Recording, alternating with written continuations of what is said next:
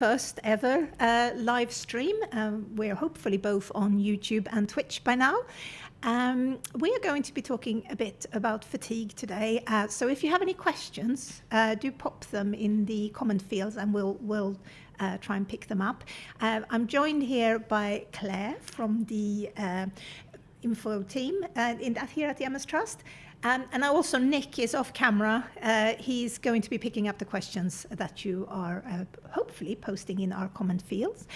But first, can I just hand over to my colleague Claire, and she can talk a little bit about who she is and why we can talk about fatigue today. Sure. Hi, Helena. Hi, everyone. So I'm Claire. I work in the information team here at the MS Trust. So we're the team that looks after the website and all the books and publications that we do. But some of us also work on the helpline as well. So we're the people, some of us will be the people that pick up the phone or answer your emails if you have any questions. And I'm here today in that capacity. I'm not a medical professional. And in fact, none of the information team at the MS Trust are medical professionals, but we're information professionals. We are all about providing the right information for you to help you make your decisions. We're not about making decisions for you or taking away any of that, any of your personal agency or influencing you in a way that your own health professionals would find problematic. So we're big believers in shared decision making. You know, your medical issues about things that you discuss with your health team. But that doesn't mean that there's not a really important place for information as well in this space. And for something like fatigue, which affects so many people with MS, I don't think it's very surprising that there's a lot of non-medical things that people have come up with to help themselves and help others. And I think there's lots of hints and tips that we can take from the MS community, and we can maybe find some of those things that work for us. I think it's fair to say that not everything will work for everyone. But yeah, we're going to explore that a little bit today. Yeah. And I guess it's fair to say from the helpline that fatigue is one of the most asked questions that we get. Yeah, it's definitely in the top 10. It's often not the thing that causes the crisis moment for somebody. You know, it's not like perhaps chronic pain or a really upsetting situation at work or something like that, which are really common questions as well. But fatigue is, I think it's fair to say, one of the most reported symptoms. Yeah. And it has a huge impact on everything else. The knock-on effect on things like pain and mobility and employment status and your relationships and your family. And I think most of all mental health as well. We did do a survey, and we have a survey live right now, so look for that on our website and please do fill it in. But the survey that we're doing at the moment is indicating to us that fatigue is one of the things that has a big impact on people's mental health. And I think people beat themselves up about it. They think, oh, why can't I just get up and do stuff? Why can't I do the washing up? Why can't I go and play outside with my kids? Why can't I finish this task? Yeah. And they get really hard on themselves, and that leads to a kind of a spiral in mental health as well. So that's, you know, we want to make sure we sort of head that kind of thinking off. You really do not need to feel guilty for feeling fatigued. It is incredibly common. It's part of your MS, and we can explore that a little bit more. We've had the first person saying hello. Hey, nice to meet you. Nice. Hello. So should we just very quickly talk about why does it happen in MS? Why is fatigue a thing? Well, there's definitely a kind of primary fatigue and a secondary fatigue, I think it's fair to say. And the evidence suggests that the demyelination of your nerves slows down the messages that are getting around your body, from your brain to your muscles and your body. And so and that kind of slow communication can feel like it can be a big part of the fatigue. Yeah. But I think and that kind of primary fatigue can then be made worse by heat and by stress and all the other things that would make any other MS symptom worsen. Again, quite variable for individuals, but certainly a thing. And then there's a secondary aspect of fatigue, and that might be where your MS is causing you to have sleep problems because of broken nights or spasticity issues or something like that. And then you have broken sleep and you don't feel rested when you wake up. and that's just on top of any existing primary fatigue that can just make the whole thing much worse and much more difficult to deal with. There are some MMS drugs that do influence fatigue badly as well. Again, it's a side effect of some drugs which are used for often for spasticity and spasms particularly, that they can have that kind of general depressing effect on all sorts of muscle activity and nerve activity. But I think it's fair to say that's again, it's a bit hit and miss, it's a bit variable. I know, for instance, I've taken drugs for my vertigo, and obviously those are the ones that said do not operate heavy machinery while you're doing. So it's like, yes, I'm not feeling woozy, but I am feeling sleepy instead. Is that better? Yeah, absolutely. Yeah, well, I guess being able to walk without falling over is a big thing. But if then you sometimes put up with those side effects on the flip side. Yeah. We had a question on Instagram, which was, does it ever stop? I think it's fair to say that it can come and go, and that you can manage it and you can learn to manage it. I think I would imagine that if you are a little bit prone to fatigue with MS, you'll kind of always be a little bit prone. And as I say, it won't take much like stress, hot weather, an underlying infection to bring it back again. But I think there is really good evidence that rehabilitation, that sort of occupational therapy kind of support can really help, and can really help you kind of get a handle of it and live with it in a way that it's not impacting you to such an extent. I think when you're living with it, and especially, I don't know, people are all different, but this time of year I find I have quite a lot of fatigue. And when I walked into work this morning and I saw there were some flowers out and it was lighter, and I suddenly thought, I'm not feeling fatigued. And it's weird because then you're actually noticing those moments when you're not feeling fatigued more than because the status quo is that you are feeling fatigued. Yeah. No, absolutely. I mean, some of the things that some of the ways people describe fatigue, I think are really evocative, aren't they? Like wading through treacle, or I feel like all my clothes are made of lead, or this feeling that you're just always carrying a bit more, and there's this huge barrier to sort of stopping you moving or working or thinking. Well, so this is sort of a little bit similar with does it ever stop? Can you beat MS fatigue? Is there anything that we can do to? I mean, we spoke a little bit about medication that causes this, but is there? I mean, what approaches are there? There's a kind of the successful approaches for dealing with fatigue and sort of getting to grips with it work around two things: about making sure that your kind of energy supply is as good as it possibly can be, and then there's making sure you don't use it up on the wrong stuff. So it is about learning what you're like, learning how you respond best, and about making those sort of adjustments. So, for example, people with MS or other kinds of fatigue often get into a bit of a boom-bust cycle. So you think, I'm not feeling fatigued today. Excellent. Right, well, I'll strip the wallpaper off the second bedroom, I'll mow the lawn, and I'll write that best-selling novel, and I'll do it all today. I mean, maybe not all those things, but I'll do all the stuff. I'll do it all now while I feel good. And you do a few things, and then you're knocked sideways for 3 days afterwards.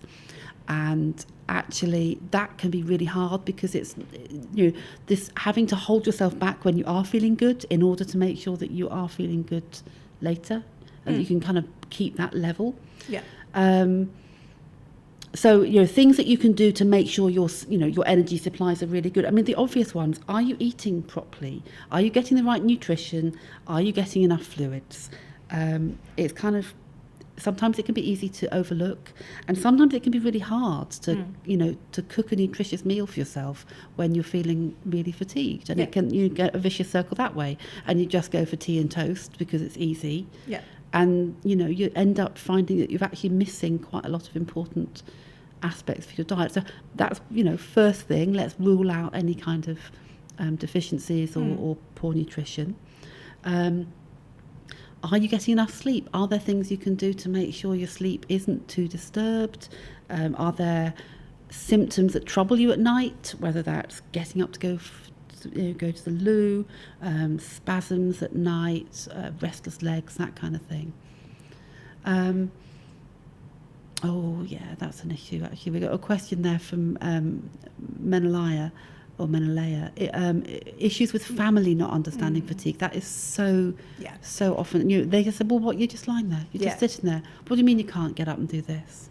It's just a little bit of tiredness. You're just tired. All the time. Yeah, we do. And I think when you are a person who doesn't have MS and you're a bit tired, you can push through a little bit. Or you can certainly test, and you can say, right, come on, get up. And you do get up and you do the thing and think, okay, no, maybe I wasn't so tired. And actually, maybe I can trust that I will get a decent night's sleep and I will wake up refreshed. Yeah.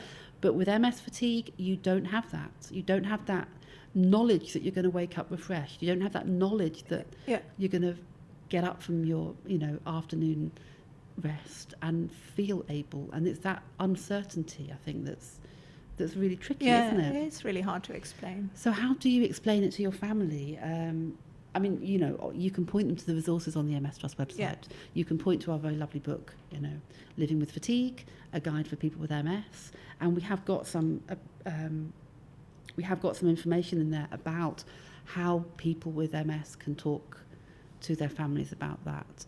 I guess sharing information as well. So if you, for instance, we have a really good video on our YouTube account there, which has got people describing how fatigue feels for them. Yeah. So if you feel like you can't share it directly with people, maybe share it on your social media, or so people can sort of start to understand that this is something that you're living with, and it is different from just feeling tired. It is different from just feeling tired, and it is, it is more. There's more to it than that. But you know what? If it's getting, enlist help. Enlist them to help. If can your family, your partner, your kids, can they be doing some of the chores which you are otherwise taking up your precious time and energy? Because your energy is precious. And you have MS fatigue, you need to be absolutely thinking about the things that matter to you. What are the things that I really want to do that make me feel good as a person, make me feel connected to my community, my family? I don't need to do the washing up every single day if it's that, or speaking, or getting out to speak to a friend and have a coffee with them. It's about saying, actually, it makes me much happier to feel like I'm a good parent and I can spend some time with my kids after school. Whereas, and if I have to, not do other stuff to prioritise that, then I do. Yeah. So it's that balance, isn't it? I would suggest as well, if you got an MS nurse appointment or so, to actually bring along the family member to sort of have the nurse explain to them, because sometimes it helps when it comes from a health professional. Seeing that a health professional will take fatigue very seriously as well. That they're not brushing it off. They're not saying, oh yeah, absolutely. That there are courses that your health professional can refer you to, something like the Facets course, or a similar fatigue management course. And you don't have courses for stuff that don't exist. That are just in your mind, or you're making it up, or you're milking it somehow. So. And maybe get that book and have it laying around the house in a suggestible way. Exactly. We didn't go to all the trouble of writing this for a made-up symptom. It is one of the most common things in MS, and it is invisible, and that makes it really hard to communicate about. So anything we can do to help with that, we want to be there. But speak up, I would say. Don't. I think. The things like planning and delegating, that's about, so we talked about filling up your energy supplies, but the planning and delegating side is about really using it wisely. And, the MS community have given us lots of tips on that, from, you don't have to stand up to chop vegetables. And if that's going to tire you out, sit down and chop your vegetables and save your energy for just standing at the stove. Yeah. While you're there, why not do a double batch? And then you've got something in the freezer for the days when you absolutely can't do anything but defrost something and eat it. So it comes down to thinking ahead, asking other people for help, delegating the chores to people that have got spare energy, saving your energy for the stuff that is about you, that only you can do and only you want to do, and is about important and precious. And try not to feel guilty about it. It's like, if I get my kids to help out at home, I kind of feel like, well, I'm setting them up for life with some life skills anyway. Absolutely. I think that's a brilliant idea. Yeah. So are there any medical treatments that we can use for fatigue? But this is a question we see a lot. It's a tricky one. It is a tricky one. There are two things that you might have heard of as medications for fatigue. One is modafinil, which is no longer prescribed anymore, but there might be some people who are still, in the UK that is, there might be some people who are still taking modafinil, but these days it tends only to be prescribed for people with sort of excessive sleepiness, sort of through narcolepsy. I think the evidence is that for MS it's a bit mixed and not necessarily very effective. And the other one that you might have come across is amantadine. Yeah. That is licensed for MS fatigue. It's not often prescribed either. And even if it is, you might find that it doesn't really work for you. Probably only 2 people in 5 that take it find any impact. And it's not going to wipe out all the fatigue.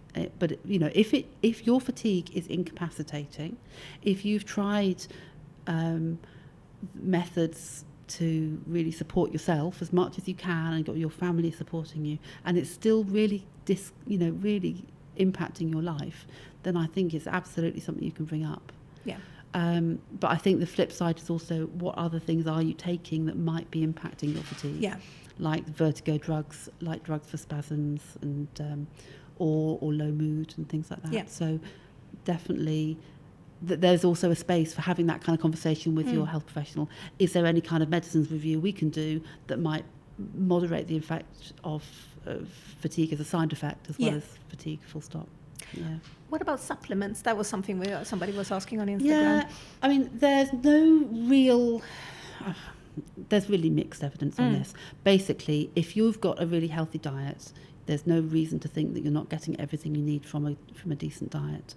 I know there's people that take vitamin D supplements, they take B vitamins, and they feel that those are beneficial.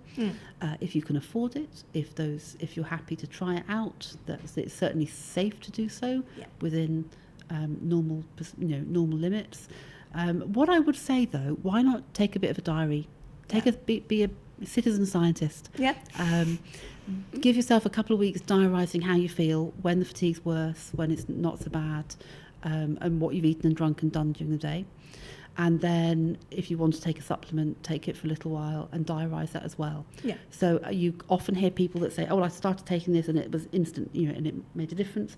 I think, well, did it really? Have you actually got that baseline to compare it with? Yeah. Sometimes we do convince ourselves Yeah. of these things, and I would just hate to think of somebody spending tens of thousands, hundreds of pounds a year on supplements they just didn't need when These can get very expensive. Yeah, they can get very expensive really quickly. So I think we have a question. Ashley, always have a nap in the afternoons. Is this because of MS or because you're 50? Well, it could be both. I'm nearly 50. I certainly feel more fatigued after a big meal, perhaps. So actually, there might be something around when you're eating a big meal and the impact on how drowsy you might feel. But yeah, it could easily be your MS. I would say it's quite hard to tease these things out, aren't they? As we said at the beginning, working out some of the things that might be impacting, like sleep and diet and stress of work or whatever, and seeing if you can kind of make a difference that way. But I mean, if it's helping for you, Ashley, then that's not the bad thing, I suppose, because some people do talk about daytime sleeping not being so good. No, but I think building in rest periods is part of that. If by having a nap at lunchtime, that means that you're functional in the evenings, then do it, go with it. You're doing that planning, that building in the rest period through the day, topping up your energy levels, so you've got some spare for later. No, that's definitely worth doing. Menelaya again, walking, drawing, and having a schedule helps. Yeah, no. I was going to come on to exercise next, actually, and it feels like the work if you're having bad fatigue and if someone says, if you got outside and did some exercise, that would really help. Yeah. And you probably feel like lamping them. Yeah. Because how do you know how I feel? Yeah. I can't get off this sofa and you're telling me to go for a walk. Yeah. But actually, if on the days when you feel able to, you can do a little bit of moderate exercise, that is the number one DMD for fatigue, isn't it? Yeah. It really is. I mean, I know you find it really helpful.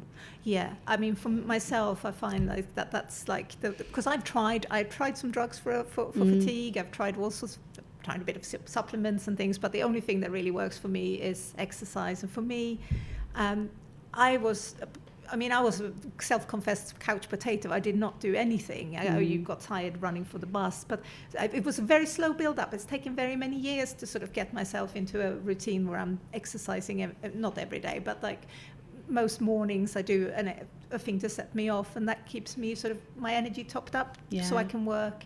And that works for me. And I was just saying that, it's different from different people. I know some people can stomach the idea of exercise in the morning, but they're better off doing it after work, because then they get that extra boost of energy for the evening, so they can entertain or be with their family. But it does make a difference, doesn't it? And I think it doesn't have to be lots. It doesn't have to make you feel exhausted. A 10-minute walk around the block that you build up to a half an hour walk over a period of weeks and months, that's a really good thing to do. I think there's something about getting some daylight that really helps, helping you really notice the difference between awake time and a sleep time. And I did like your point about a schedule as well, because that sort of takes the effort out of thinking about the day, doesn't it? And if this is what happens, I've got my trainers by the door, I'm going to stick them on and go for a walk or a little run before, and then I'm going to come home and I'm going to have my breakfast, and it's all there and it's ready, and then I don't have to think about, I don't have to use that emotional energy. That's it.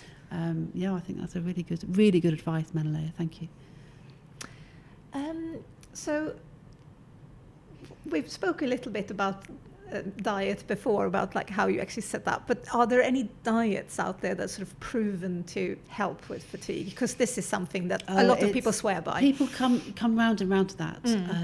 I think there's good evidence that a healthy diet with that covers all the nutritional bases is very sensible and helpful for people with MS for all sorts of different reasons. Having excess weight, having other health conditions, those are not going to help your MS, they're not going to help your fatigue, they're not going to help your other symptoms, and it's going to make it harder to manage and treat. So staying as well as you can is a really sensible thing. When it comes to people that put their reputation behind a specific diet, a specific diet plan, I think those things are trickier. You'll hear testimonials from people who said they work really well for them, and you'll hear quite a lot of people who said that cutting out meat or cutting out milk and cheese, cutting out something made all the difference for them. What you won't hear is from the people that tried it and it didn't work, and then they moved off and did something else. So you're only hearing the benefits from the people that it worked for. Now, if that's going to be, some people are really drawn to that. And they say, actually, I'm going, looking after my MS and looking after me means, for me, I'm going to be vegan. I'm going to look for whole foods. I'm going to take specific care, real care with my diet. And that's part of, and it's a self-care thing. And, absolutely no problem with that. I think that's a really good, positive, personal choice. But I think also, if you think that the thought of giving things up like that is heartbreaking, it's going to impact your mood, make you feel like you're being punished for having MS, don't do it. Don't do it. You choose how you choose what self-care looks like to you. But I think a basically healthy diet, the right nutrients, enough fluids, not too much alcohol, tea and coffee mostly fine in moderation for most people. This is something that does come up a lot in conversations, doesn't it? And on our Facebook forum, people say, is coffee good or bad for MS? I use coffee to help me with my fatigue and help me get up in the morning. But honestly, if these are, and then some people say, well, if I have coffee too late in the day, I can't sleep. So your response to caffeine. I think if you have maybe an irritable bladder, perhaps caffeine it can be a problem. But for most other people, even anxiety perhaps not ideal, but for most other people, coffee is a good is helpful. Yeah. And it's not just the caffeine. Don't forget that tea and coffee don't just have caffeine. No. They have all kinds of other things. traces of sort of plant chemicals, some of which seem to be quite beneficial. So yeah, don't beat yourself up if you're using caffeine as a crutch. as a way. Yeah. But I mean, well, you were talking about the diary. There's a good way to try this with when it comes to diet. How does it make a difference if you have a double shot of espresso at 8 o'clock in the morning, or does it help if you have that coffee after lunch? Yeah. I mean, yeah. See, or if you want to try a specific diet, maybe I'm going to go vegan for this 2 months and then see if it has any. We do hear a lot of people that find that reducing meat has helped them, and I think there's a lot of well-being. There's a lot of other reasons why that can be helpful, but say it's not. There's not evidence, I would say, that that's an essential way to eat if you have MS. Absolutely. Yeah. So did I see Kevin just had a comment as well? So Kevin's had Guillain-Barré syndrome for 7 years. He naps. He has fatigue. Should he ask his doctor if he has MS? So Guillain-Barré or Guillain-Barré syndrome is another neurological condition that's usually. It can be a bit of an MS mimic, can't it? And you can have people that develop neurological symptoms with Guillain-Barré and they recover broadly after a couple of years or more. It can be. I think Kevin's right to suggest it might be worth, after 7 years, it might be worth having a chat to your neurologist or your doctor and saying that there's some residual symptoms here. Yeah. I'm very, very, very fatigued. Is there something else going on? Yeah. Is it still Guillain-Barré or Guillain-Barré? How do you pronounce it? I think it's Barré. My father-in-law had this, and it was funny. The question we had before about family members not understanding. When he had it, he sort of came up to me afterwards, and when he was out of hospital, and he was saying, "I really understand what you're talking about when it comes to fatigue now." Yeah. So I would go back and check that, Kevin. Actually, I would speak to a health professional and see what they say. If you're still, impacted by fatigue after 7 years, then it might be definitely worth looking at. We mentioned a little bit about fatigue can make other MS symptoms worse, but are there any sort of known triggers when it comes to fatigue? You mentioned heat, for instance. Yeah, so things like anything that makes it, MS is really, it can fluctuate with things like the temperature and the weather, which is weird, isn't it? I imagine having a condition that the weather affects. It's just, it's crazy. But it's to do with how easily your nerves are conducting those messages, as we said, from the brain to the body. And in hot weather, things slow down. Sometimes. In cold weather, obviously people's other symptoms can be impacted. Things like mobility and pain and spasms and things can be negatively affected by cold weather. But if you've not had fatigue before, or not very much, and it's suddenly got worse, and you haven't, there hasn't been a change in the weather, you're maybe not particularly stressed at work, or that have family complications making you worried or upset, it might be worth getting a dipstick test for a urine test, mentioning it to a health professional. Could it be that you have some kind of underlying infection? And for people with MS, the most common infection is a wee infection. So if your fatigue has suddenly worsened, it's definitely worth raising that with a health professional. I would say.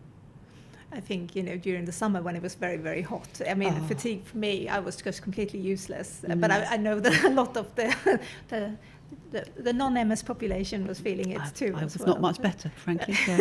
We're all sitting around with fans and our feet in cold buckets of cold water and stuff, and anything we can do. But there's some great things like cooling blankets and little gel packs that you can put in the fridge and just sort of keep under your top or something, around your neck. Managing. For example, if you're struggling to exercise because of fatigue, then having a glass of iced water first can give you a little bit of can sometimes get you to now I can get up, I can go for a walk. I can exercise in a way, and then have that cold water to sip to keep your temperature low as well, and sort of try managing it that way. That could be useful. Remember when we had Nikos on the podcast and we were talking about hot weather, and he was sort of saying that there is actually some research into not just drinking but actually having a bit of a cold shower before you go out as well, so your body is already cooled down a little bit to sort of counteract the heat. Absolutely. I mean, we've known about hot baths triggering worsening symptoms in MS for a long time. In fact, it used to be one of the defining diagnostic tests. You know, did you suddenly lose your eyesight when you got into the bath? What doctor would do that? But anyway, so if you're planning to exercise, if you want to feel a bit brighter and maybe cold shower, maybe that's the answer. There's something to be said for the cold water swimming and things like that. And I guess that might be something to look out for as well. If you are thinking, I'm going to start exercising, and then suddenly you feel like you're really fatigued by it, that could be because you get too hot. So maybe try something that's like done out in a gym, in an air-conditioned room, or swimming, or other things that won't. Things like that, absolutely. And I think in terms of daytime, making sure you've got ways to keep your office cool, your home cool. I mean, I know we've all had the windows open for a couple of years now to keep infection risk low, but it hasn't hurt to have that kind of cool fresh air as well. If you are struggling with fatigue, what's the sort of first point of contact that you should make if you actually want to see if there is anything that can be done about it? I mean, for most people with MS, their first port of call would always be their MS nurse. And as I say, it's an understood symptom of MS. For many people, it comes and goes, and it's something they live with as part of their MS for over long periods. But I say if something is different, and it can be severely worsened fatigue, or any new symptom, or anything that gets, pop a message to your MS nurse, give them a ring, leave a message on the answer phone, say that this is troubling me. It's much worse than normal. I'm concerned there's something happening.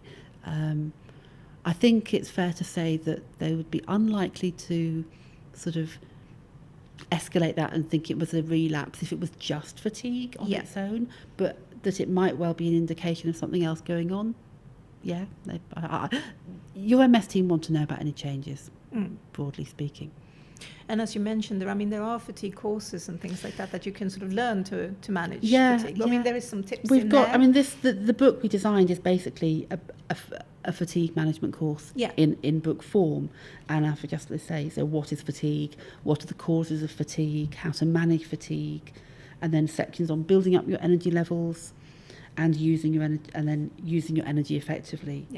And I think one of the benefits of doing a face-to-face course or a video course is that you'll be part of a cohort of other people who are going through the same thing, and you can kind of share hints and tips and just a little bit of moral support. It's so nice to have someone on the journey, isn't it? Even when it's a difficult journey. People who understand what you're going through, definitely. Oh, another question. Hi, Ashley again. I was left in a hot tub for 30 minutes on holiday. Oh man, I'm glad you had no ill effects from the heat. It's. I think I've definitely, because I love a bath. But I sometimes do the stupid thing of making it too hot, and then I can't almost get out of it because I'm just so fatigued afterwards. So it's like, come to the end of the day, muscles might be aching from exercise, and have a nice hot bath, and then suddenly just stuck. You know what? If you want to wind down, if you're going to do that and then have a lovely relaxing day, and you don't have to do anything much, and if you're on holiday and all you're going to do is lie on a lounger with a book and a cold drink, well, why not? But I think, perhaps being in a hot tub for too long at the wrong time of day could make it hard for other things.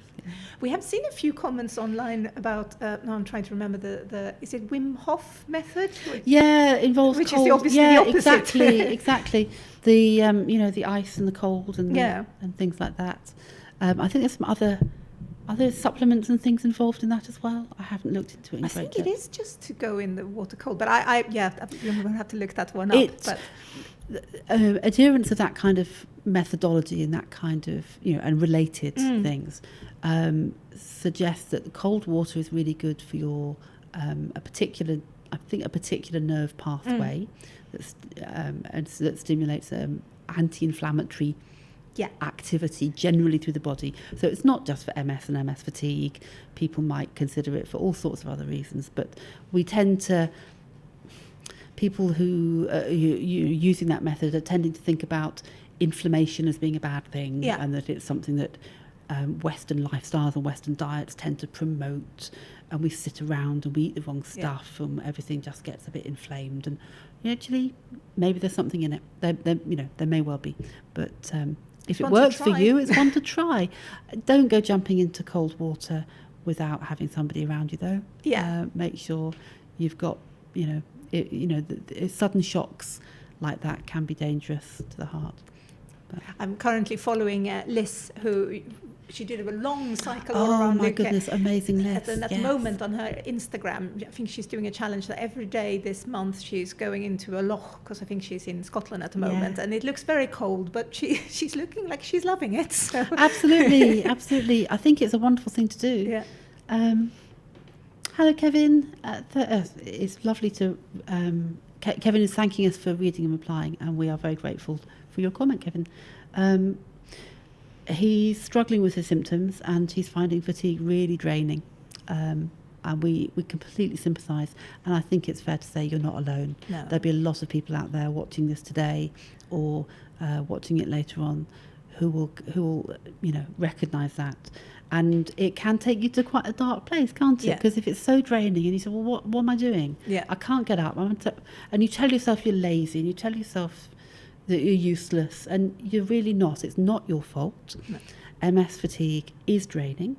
It's really difficult to manage, and it will take time and help to kind of find out what's going to work for you. Definitely get your MS team involved. Look for referrals to fatigue management classes, as we've mentioned. There are medication options, even if they're not great. They're not. There's no magic bullet here. But worth trying, perhaps. Worth trying, and I think being open with your loved ones. Tell the people around you, not just that you are feeling fatigued, but the impact that has on you and the impact that's having on your mental health. And on all the things that you'd love to do, but you could just really do with some help with. We had a chap who's done a lot of things for us volunteering, called Will, who's made some videos and podcasts. And I love the way that he sort of visualized it as your brain is kind of like a overworked traffic system. And when the fatigue occurs because you got demyelination in certain parts, the brain is clever enough to reroute it, but that will take a long time for the traffic to get through these rerouted areas. And that's sort of how I look at it sometimes, that I'll get there in the end, but it will take me longer. And that's okay, because my brain is really working hard now. Yeah, absolutely. So from MS UK, what are your thoughts on modafinil and amantadine? We talked about those earlier on. We don't, as far as I know, I don't think people with MS are still being prescribed modafinil, although there will be some people who are on existing prescriptions and are still getting, are still using those. And that was a European safety review, I think, that suggested it wasn't really worth the side effects, modafinil. But if you're still taking it and you're finding use from it, there's no reason to stop taking it. And then amantadine, the evidence suggests that only 2 in 5 of people who take it find benefit. It's not going to wipe out all your fatigue. It might improve matters. But yeah, it's one of those that there really ought to be more to do with it. And I do wonder sometimes now with whether long COVID is shining a bit of a light on these kind of these kind of conditions where fatigue is such a big part, whether we might get some more research into things that might deal with fatigue that will benefit the MS community, which would be amazing, I think. I certainly know that on our Facebook group, which we are a UK charity, we do get some people from other countries, and they do talk about other drugs that they have, like in America, or I'm from Sweden, so I know that there are some other things that people use in Sweden, which tends to be sort of more, I was going to say, uppers, almost like those kind of, but that's not being offered at all in the UK, is it? No, it's not. I know it feels really it feels like people in the UK are a little hard done by. You know, you can drink the dark chocolate, hot chocolate, which has a for some people find that dark chocolate, proper cacao, hot chocolate can be useful. But whether that's that's then starting to blur the line, isn't it, between dietary supplement and nutritional thing. So I think there's a lot of tinkering around the edges, but there's not really been, in the UK at least, a real medication response to this. And when you think of the fact that fatigue is the most common reason why people with MS might leave the workplace, they might end up retiring sooner than they want to, or change jobs, or go part-time. There's a huge economic impact of unmanaged fatigue in the UK, and I think it's a real shame. I personally, I'm always quite shocked that it's not more research into it, because it feels like, if you're from the pharma industry and you're watching this, why are you not doing research into it? And there are, hundreds of thousands of people affected by fatigue, not just with MS, but people with ME, people with fibromyalgia, people with long COVID. It's a shared symptom, and it would be really great to see more research into treatments. I'd have to look up what the exact side effects for modafinil were. As I say, my understanding, I was just checking just beforehand. I think it was a European safety review into modafinil, and they and the UK judge said it wasn't the cost benefit analysis was not in its favour. I can look that up. And we can pop the links. And I can pop the links into the bottom of the this field when it goes up on YouTube. Okay. Yes. So if you, because not everybody's obviously watching this live, we will pop it up onto YouTube later on, so you can access it from there. So you're not missing out on anything. Or if you're watching it now and you're feeling really fatigued, so you're not really paying attention, then you can rewatch it later on. Yeah. I think it's interesting. There's some of the you were talking about pharma companies. I think some of them are noticing that if you can show that your disease-modifying drug, for example, has an impact on fatigue, that's a real marketing plus, isn't it? Oh, yeah. And I know, not naming any names, partly because I can't remember, but I know one of them is thinking that the impact on fatigue is definitely something worth talking about, because people will really want that. People really want to solve this problem. It would be such a big impact on the MS community if there actually was a medical thing that would work for more people. Yeah, I mean, I think back to an interview that we did with Alistair Coles a long time ago now. We asked about what a cure for MS would look like. And he pointed out that there are no autoimmune conditions that have been cured, in that people no longer they were diagnosed with a condition and now they're not. Yeah.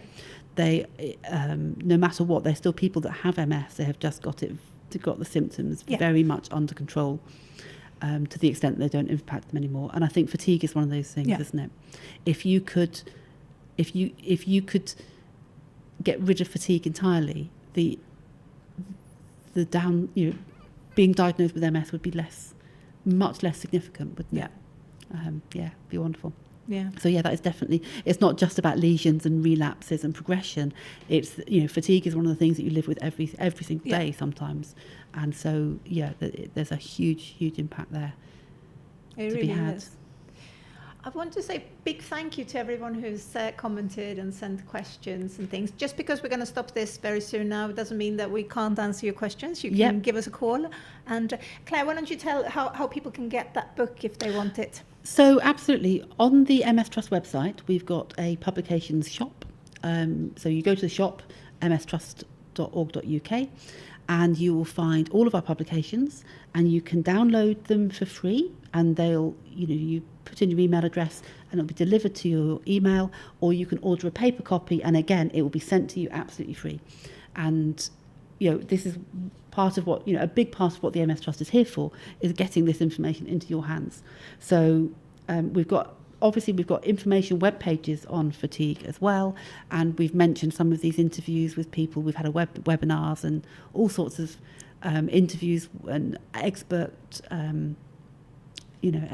consultation that you can make use of as well. So please do please do go and make yourself available. I think a fatigue book is one of our absolutely most popular ones. Yeah. You know, we have to reprint it every couple of years. Flies off the shelves. Yeah, it really does. It really does. So that's good. I'm just really glad it's been useful to people. I want to say a big thank you, Claire, for coming and joining us today. Oh, It's huge been pleasure. very exciting for our Huge first pleasure. one. Yeah. Yeah, I'll come back again. Yes, and we're hoping to do these sort of more regularly. So if there's any topics that you would like us to talk about, please let us know. Fatigue was obviously a big one, but we know that there certainly are a lot of other topics. So please suggest them to us, and we'll be back online in a month or so, maybe. Yeah, fantastic. We'd love to hear from you. Love to hear from you, and it's lovely to be here. Thanks, Helena.